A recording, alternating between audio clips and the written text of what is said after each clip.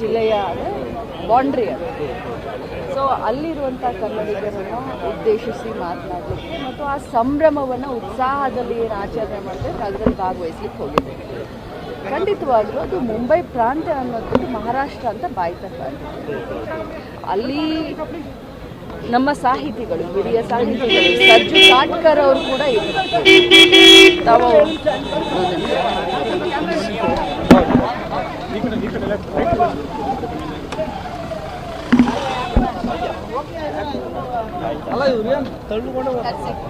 ಆಯ್ತಲ್ಲ ನೋಡಿ, ನಾನು ಹೇಳಿದ ಅರ್ಥ ಇಷ್ಟೇ.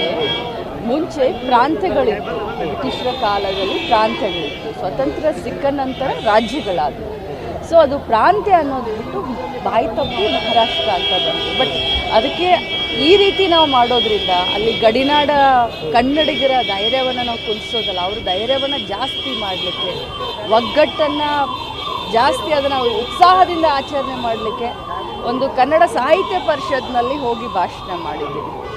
ಸೊ ಯಾವುದೇ ರೀತಿಯಾದಂಥ ಇದರಲ್ಲಿ ಅನ್ಯದ ಯಾರೂ ಭಾವಿಸಬಾರ್ದು. ಯಾಕಂದರೆ ಆ ಕನ್ನಡ ಸಾಹಿತ್ಯ ಪರಿಷತ್ನ ಎಷ್ಟೊಂದು ಅದ್ಧೂರಿಯಾಗಿ 6 ವರ್ಷದಿಂದ ಮಾಡ್ತಾ ಇದ್ದಾರೆ.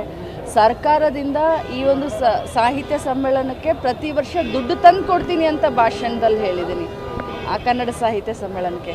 ಮತ್ತು ಈ ಸಂಘಟನೆಗೆ ಏನು ಕಾರದಗ ಕನ್ನಡ ಸಾಹಿತ್ಯ ಸಮ್ಮೇಳನ ಸಂಘಟನೆಗೆ ಮುಂದಿನ ವರ್ಷ ಕನ್ನಡ ರಾಜ್ಯೋತ್ಸವ ಪ್ರಶಸ್ತಿ ತಂದು ಕೊಡ್ತೀನಿ ಅಂತ ಹೇಳಿದ್ದೀನಿ.